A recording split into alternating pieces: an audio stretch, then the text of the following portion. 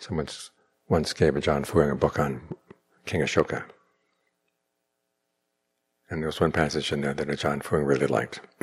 Toward the end of his life, King Ashoka stated that all the merit that he made, all the monasteries he built, jetties he built, all the support that he gave to the Sangha, he asked for only one thing in return.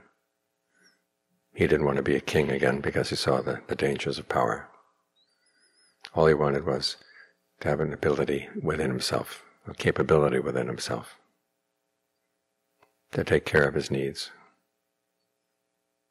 Of course, his needs were that he wanted to gain awakening.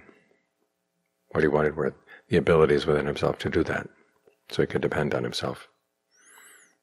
We say something similar when we chant the passages on the divine abidings or the sublime abidings. May I look after myself with ease. The question is, looking after yourself, and how far do you want that to go? Do you want to follow King Ashoka and say all the way to Nirvana?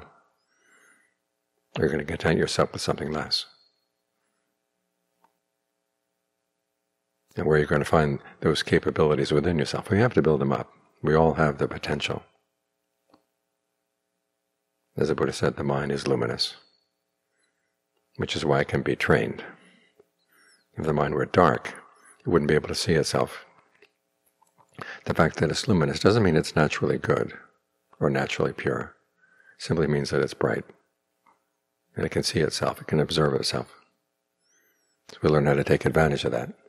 We commit ourselves to the practice, and then we reflect on it. If the mind were dark, we couldn't reflect. We would just be doing things like common animals, without any reflection.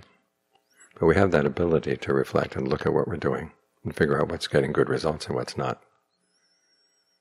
So we apply that outside. We see that being generous gets good results. Being virtuous gets good results.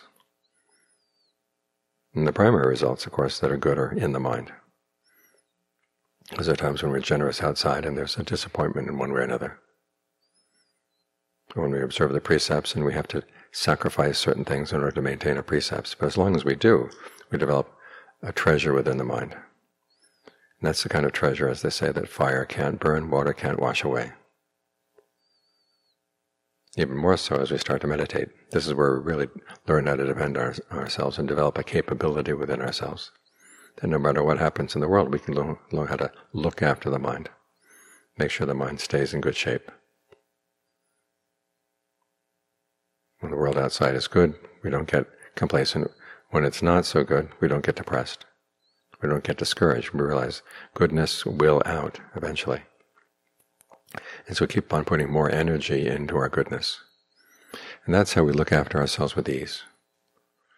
That's how we develop a capability within ourselves, that no matter where we go and no matter what happens, we'll have the inner resources we need in order to make sure that we're not causing ourselves any suffering, not causing anyone else any suffering.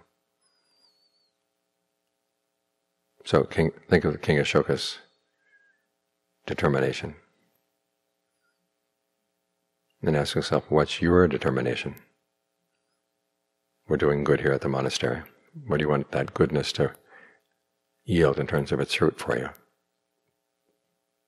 Try to choose something that's really good all around.